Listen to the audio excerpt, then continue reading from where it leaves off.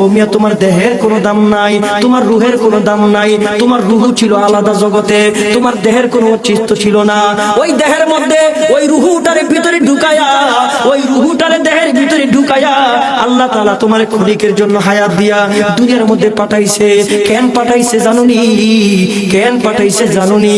একমাত্র পাঠাইছে আল্লাহ পাকের গোলামি করার জন্য, অন্য কিছু কাম করার জন্য তোমারে পাঠায় নাই।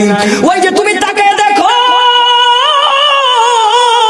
এই দেহ থেকে রূহ বের হয়ে গেলে তোমার সন্তান তোমার সঙ্গে ঘুমাইতে চায় না, তোমার মেয়ে তোমার সঙ্গে ঘুমাইতে চায় না। যেই বিবিরে তুমি এত ভালোবাসো, যেই বিবিরে তুমি এত মহাব্বত করো, ওই বিবি পর্যন্ত কয় ও সাথীরা গো, এর দেখলে আমার ভয় লাগে। সন্তান কয় এর দেখলে আমার ভয় লাগে। মেয়েটাকে বাবা দেখলে ভয় লাগে। বাবার লাশটারে ঘর থেকে তোমরা বের কইরা দাও। মাদ্রাসার 10 জন হুজুর, 12 জন হুজুর ছোট ছোট বাচ্চাদের কাইনা কোরআন শরীফটারে দিয়া বাবার লাশের পাশে কোরআন তেলাওয়াত করে আর পাহারা দেয়। কেউ তোমার এখন ভালোবাসে না। ছেলে কয় আব্বা মইরা গেল, আমার জন্য কি রাইখা গেল। মেয়ে ডাক দিয়া কয় আব্বা চলে গেল, আব্বা আমার জন্য কি রাইখা গেল। বিবি ডাক দিয়া কয় স্বামী চলে গেল, স্বামী আমার জন্য কি রাইখা গেল। আসলে তোমার মুহিব্বিন কেউ না, তোমার কেউ আসলে ভালোবাসে না।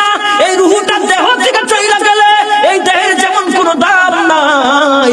কিতাবের মধ্যে লেখে একটা গাছেরও রূহ আছে, একটা মাছেরও রূহ আছে।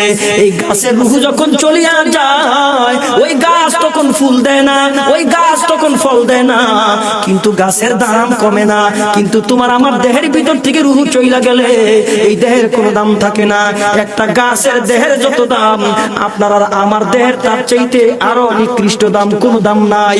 ওই গাছটার দেহ, ওই গাছটার দেহ থেকে রূহ বের হয়ে গেলে হয়তো বা গাছটা ফুল দেয় না, হয়তো বা গাছটা ফল দেয় না, কিন্তু গাছের দাম কমে না। ওই গাছটারে ফাইরা, ওই গাছটারে পালা পালা করিয়া ওই কাঠ বানানো হয়, ওই কাঠ দিয়ে চেয়ার বানানো হয়। এই চেয়ারের বড় দাম, মানুষ এই চেয়ারের মধ্যে বসে। ওই কাঠ দিয়ে খাট বানানো হয়, ওই খাটের মধ্যে মানুষ ঘুমায়। একটা গাছ থেকে রূহ চইলা গেলে ওই গাছের দাম কমে না। কিন্তু মানুষ তুমি কত দুর্বল, কিন্তু মানুষ আমি কত দুর্বল। আমার দেহ থেকে প্রাণ পাখি চলিয়া গেলে এই দেহের কোনো দাম থাকে না। আল্লাহ নবী বিশ্ব নবী কয় এই রূহওয়ালা দেহ, তুমি কি চিন্তা করো না তোমার মরা লাগবো? তুমি কি চিন্তা করো না তোমার কবরে ঘুমানো লাগবো? কি নিয়ে তুমি ঘুমাইবা?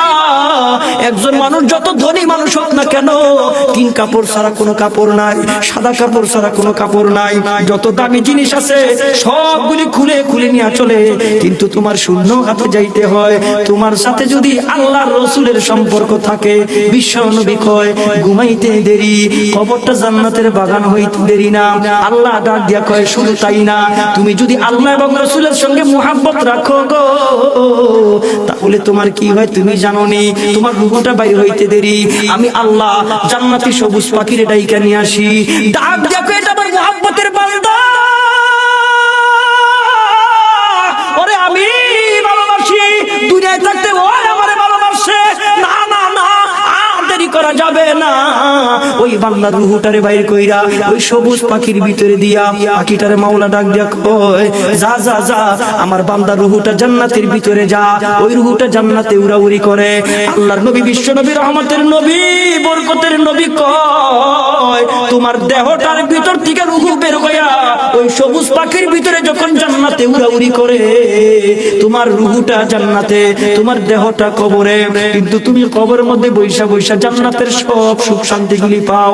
একটু আওয়াজ দিয়ে জোরে কোন আল্লাহু আকবার।